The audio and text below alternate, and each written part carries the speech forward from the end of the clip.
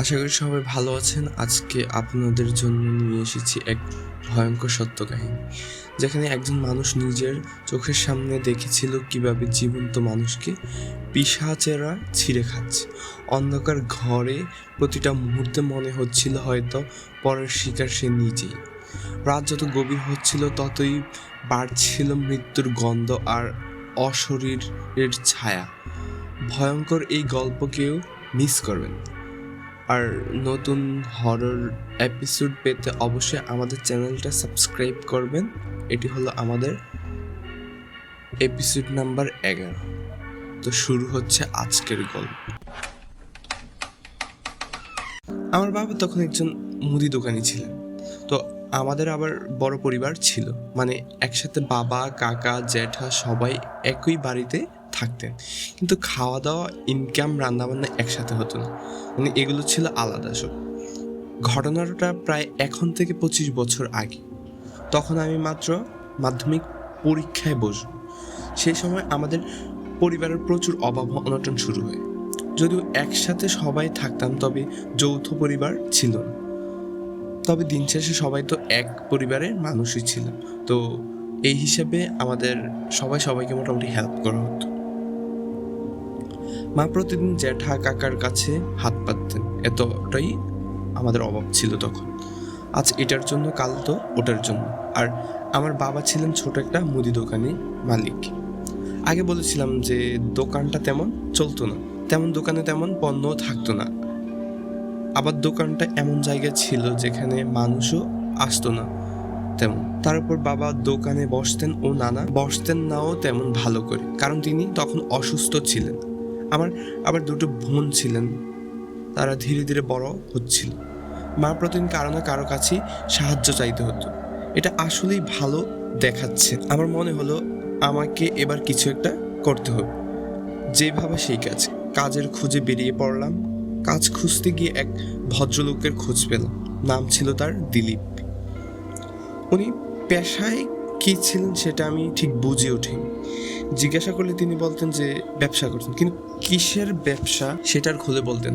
আসলে উনি কি করতেন জানার খুব আগ্রহ তেমন হয়নি। আমার দরকার ছিল একটা কাজ। এক মুহূর্তের জন্য আমি ভাবিনি যে মানুষটাকে আমি ঠিক করে চিনি না, সে আমার কেন সাহায্য করবে।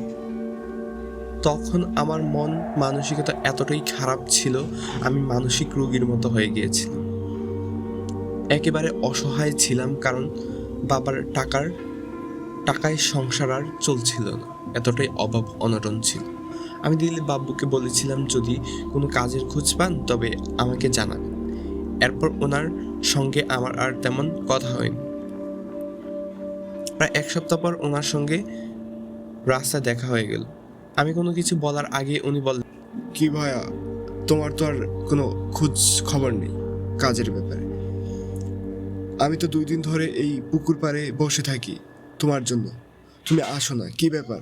ভেবেছিলাম তোমার বাড়ি গিয়ে খোঁজ নেব। যাক, দেখা হয়ে গেল। কালকে বলরামের দোকানে দেখা করো, তোমার জন্য একটা কাজের ব্যবস্থা হয়েছে।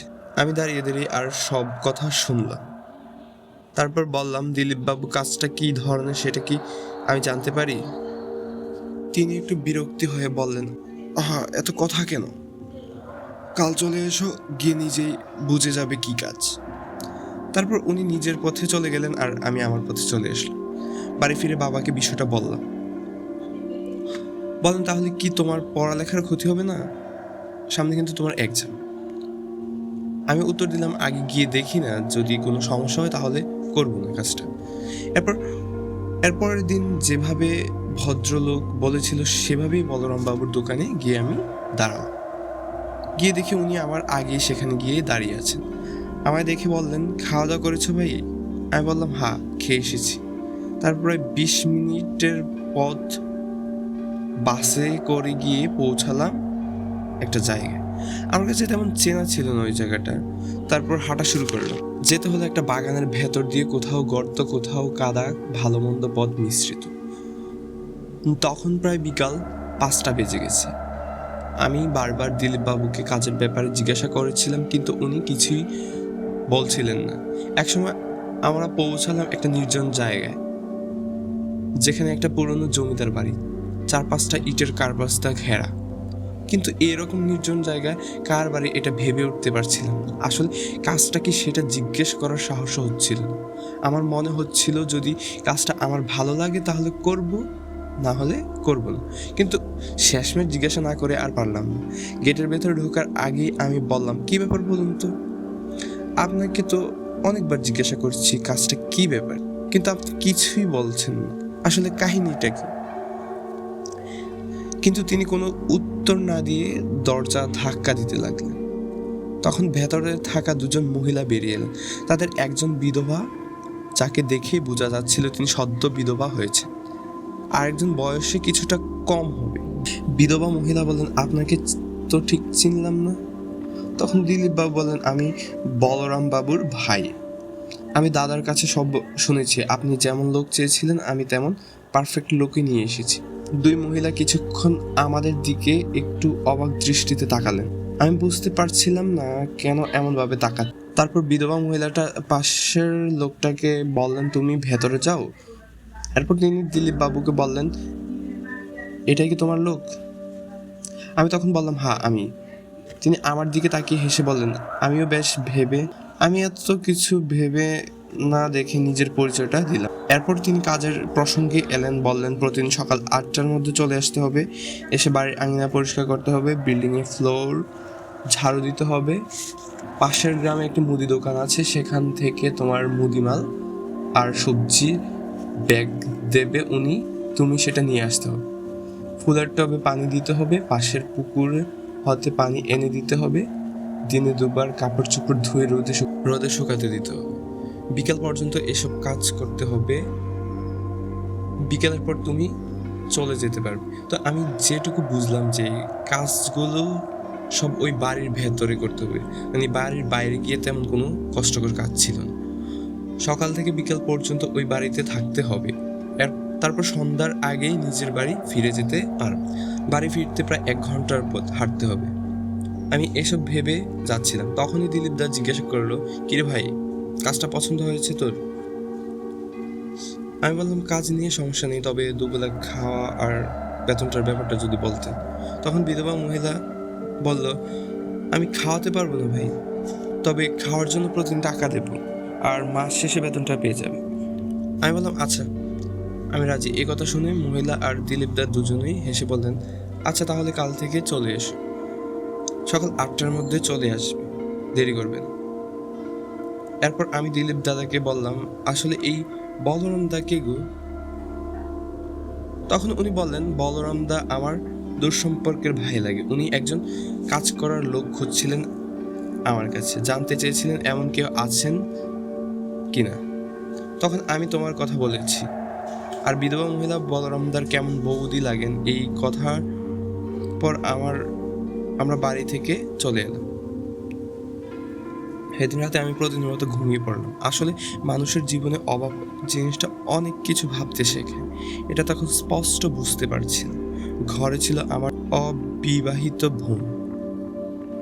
প্রচণ্ড অভাব অনটনের মধ্যে দিয়ে দিন কাটছিল। মাথার ভেতর নানান চিন্তা ঘুরপাক খাচ্ছে।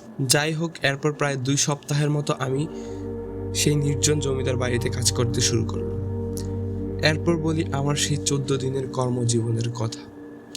আমি সবসময় ঠিক সময়ে কাজ করতে যেতাম, গিয়ে কারোর সঙ্গে তেমন দেখা হতো না, নিজের মতো করে কাজ শুরু করে দিতাম। প্রথমে বাড়ির ভেতরটা পানি দিয়ে ধুতাম। ঠিক তখনই একটা অদ্ভুত ঝাঁঝালো গন্ধ আসতো নাকে। গন্ধটা আমার নাকে আসতেই শরীর এতটাই অস্থির হয়ে উঠত, মনে হতো মাথা ঘুরে মাটিতে লুটিয়ে পড়ব। আমার দ্বিতীয় কাজ ছিল বাড়ির আঙিনা পরিষ্কার করা। সেখানে গিয়ে সন্দেহ হওয়া শুরু হলো একটা বিষয়ের উপর। কারণ যতই পরিষ্কার করি তবুও নিচের কিছু ধবধবে কালো দাগ থেকে যেত, সেটাকে কোনোভাবেই মুছে ফেলা যেত না। প্রতিদিন নিয়ম করেই ফুলের টবে পানি দিতাম, কিন্তু আশ্চর্যের বিষয় দুপুর গড়াতেই ফুলগুলো মরে যেত, অথচ সেখানে রোদ বাতাসের কোনো অভাব ছিল না। আরও অদ্ভুত ব্যাপার হলো 14 দিনের প্রতিদিনই ফুলের টবের নিচে একটা করে মালা পেত। হাতে নিয়ে মনে হতো ওটা আটার দলা দিয়ে গোল করে মালার মতো করে সাজানো। আমি ভেবেছিলাম হয়তো টপ সাজানোর জন্যই এসব রাখা হয়। কাজের বাজার করার জন্য পাশের গ্রামে একটা দোকানে দেখিয়ে দেওয়া হয়েছিল আমাকে। সেখানে গেলে মুদি মালপত্রের সঙ্গে সবজির ব্যাগ ধরিয়ে দেওয়া হতো আমাকে। আমাকে কিছু বলা হতো না। দোকানি বললেন আগের দিনই নাকি তাকে সব বলে দেওয়া হতো যে কি বাজার লাগবে, তো আমাকে যে আর বলতে হতো না যে কি বাজার লাগতে পারে বা কি। আগে নাকি তিনি নিজেই বাজার করে ওই বাড়িতে দিয়ে আসতেন, আর এখন আমি থাকায় তার আর যেতে হয় না। তবে আমার সবচেয়ে বেশি অবাক লাগতো এই ভেবে আমি সারাদিন ওই বাড়িতে গাধার মতো করে কাজ করে যাচ্ছি, অথচ আমার খোঁজ নেওয়ার মতো একজন মানুষও বেরোয় না। আমি ওই বাড়িতে কাজ করি। আমি বলতেছি না যে আমার সাথে কথা বলতে হবে যে, কিন্তু সারাদিন অন্তত একটা শব্দ তো শোনা যাওয়ার কথা। অথচ বাড়িটায় মরার মতো চুপচাপ নির্জন, যেন আমি একটা মানুষবিহীন বাড়ি পাহারা দিচ্ছি। প্রথম দিন থেকে যে দুর্গন্ধ পেতাম তা কোনোভাবেই দূর হতো না। যতই পানি দিয়ে ধুই বা ঘষে মাজি না কেন, সেই গন্ধ আর যেত না। আর কোথা থেকে যে গন্ধটা আসতো সেটাও বের করতে পারছিলাম না। একদিন সেই বিধবা মহিলা আমাকে ডাকলেন, বললেন আমার মেয়েটা গর্ভবতী, যে তোমাকে কিছুদিন ধরে একটু ভোরবেলা আসতে হবে। তো এরপর থেকে আমার কৌতূহল আরও বাড়তে লাগলো। তারপর 7 দিন পর হঠাৎ আমার দুপুরের খাবারের টাকাটা দেওয়া বন্ধ হয়ে গেল। আমি কোনোভাবেই তার সঙ্গে যোগাযোগ করতে পারলাম না। আমি আমার কাজের 13তম দিনে আমি দরজায় জোরে জোরে ধাক্কা দিতে লাগলাম। তখনই সেই বিধবা মহিলা বেরিয়ে এলেন। রাগী গলায় বললেন, কি ব্যাপার, এভাবে দরজা ধাক্কাচ্ছ কেন? আমি বললাম, দিদি আসলে আপনি কাজের শুরুতে বলেছিলেন যে আমাকে দুপুরের খাবারের টাকাটা দেবেন, কিন্তু সেটা দিচ্ছেন না। আমি তো দুপুরে খিদায় মরে যাই, এভাবে হলে আমি আর কাজ করতে পারবো না। তখন মহিলা বললেন, আসলে আমি ভুলে গেছি ভাই, প্লিজ তুমি আমাকে কিছু মনে করো না। এরপর তিনি কাপড়ের আঁচল থেকে কিছু টাকা বের করে আমার হাতে ধরিয়ে দিলেন। বললেন, তাড়াতাড়ি যাও, দুপুরের খাবারটা খেয়ে আসো। আমি আর কিছু বললাম না, কিন্তু ভেতরে ভেতরে স্থির করলাম যে আমি এই বাড়িতে আর কাজ করব না। তাই দুপুরে খেতে না গিয়ে বিকেলের অপেক্ষা করলাম। সেদিন বিকেলে হলে আমি আমার 13 দিনের পাওনা বুঝে নেব, এই ভেবে আমার আগের মতো দরজা ধাক্কাতে শুরু করলাম। কিন্তু কোনো সাড়া নেই। ডাকাডাকি করলাম, তবু কোনো উত্তর নেই। সন্ধ্যা পর্যন্ত দাঁড়িয়ে থাকলাম, কিন্তু হঠাৎ ভেতর হতে মৃদু আলো দেখতে পেলাম। কিন্তু আমি কখনোই সন্ধ্যা পর্যন্ত এই বাড়িতে থাকিনি। মনে হলো এক অদ্ভুত ভয় আমাকে গ্রাস করছে। আবার দরজা ধাক্কা দিলাম, কোনো উত্তর নেই। গন্ধটা আগের চেয়ে আরো তীব্রভাবে বেড়ে গেছে। সন্ধ্যা যতই গড়াচ্ছে গন্ধ ততই বাড়ছে। আমার সহ্যের সীমা শেষ হয়ে গেল। আমি বাড়ির পেছনের দিকে গেলাম। সেখানে দেখি বাগান বাড়ির পেছনে কিছুটা অংশ বাঁধা আর কিছুটা অংশ খোলা ছিল। ওই খোলা জায়গা হতেই গন্ধ বের হচ্ছে। চুপি চুপি বিল্ডিংয়ের পাশে গিয়ে বসলাম, আর যা দেখলাম আমার মৃত্যুর আগ পর্যন্ত আমি ভুল। সন্ধ্যা গড়িয়ে গেছে, হারিকেনের আলো পড়ে আছে একেবারে সাদা কাপড়ে মোড়া সেই বিধবা মহিলার উপর, আর পাশে বসে আছে সেদিনের দেখা সেই ছোট মেয়েটি। দুজন একসাথে বসে আছে একটি কিছুর উপর। ভালো করে তাকাতে বুঝলাম ওটা একটা লাশ। লাশের উপর বসে দুজন সেই মৃতদেহটিকে ছিঁড়ে ছিঁড়ে খাচ্ছে। তাদের চোখ দুটো আগুনের মতো জ্বলছে, চুলগুলো এলোমেলো, মুখ থেকে বেরিয়ে আসছে রক্তমাখা টকটকে লাল জিহ্বা, দাঁতের ফাঁক দিয়ে ঝরছে রক্ত, নখগুলো লোহার শিকের মতো লম্বা, চোখ দুটো অস্বাভাবিকভাবে বড়, কপালে ফাটা দাগ, মুখমণ্ডলে অসংখ্য ক্ষতচিহ্ন। স্পষ্ট বোঝা যাচ্ছিল এরা মানুষ নয়, এরা দুই নরপিশাচ। হুস হুস শব্দে ভরিয়ে ফেলছে চারপাশ। মুখ থেকে বেরোনো লালা মাটিতে ঝরে নিচের পুরো জায়গাটা ভিজে গেছে। যেখানে একটা ছোট মাটির স্তূপের উপর শোয়ানো ছিল লাশটা, তার উপর বসে ওই দুই নরখাদক উল্লাসে নৃত্য করছে। হঠাৎ লাশের মুখটা স্পষ্ট দেখতে পেলাম, আর তাকাতেই যেন আমার হার্টবিট বন্ধ হয়ে গেল। ওটা আর কেউ নয়, যিনি আমাকে এই বাড়িতে কাজ পাইয়ে দিয়েছিলেন, সেই দিলীপদা। আমি দেখলাম দিলীপদাকে ওই দুই নরখাদক খেয়ে ফেলছে, আর তার মৃতদেহ মুখ যেন আমার দিকে তাকিয়ে আছে। চোখ দুটো খোলা, মনে হচ্ছিল মরার পরও দিলীপদা আমাকে আমাকে যেন দেখছেন। আমি ভয়ে এক লাফে উঠে পড়লাম। ঠিক তখনই দুই নরখাদক টের পেয়ে গেছে যে কেউ তাদের তাণ্ডব দেখছে। মনে হলো তারা আমার দিকেই ধেয়ে আসছে। আমি প্রাণপণে মুখ চেপে ধরলাম আর পাগলের মতো দৌড়ে পাশের গ্রামের সেই মুদি দোকানে গিয়ে ঢুকলাম। সব খুলে বললাম দোকানদারকে। তিনি তখন বললেন, হাত তুমি যা দেখেছ সত্যিটাই দেখেছ। ওখানে দুটো নরপিশাচ থাকে। আমরা কেউ ইচ্ছে করেই তাদের সঙ্গে শত্রুতা করি না, কারণ করলে পুরো গ্রামের বিপদ ডেকে আসবে।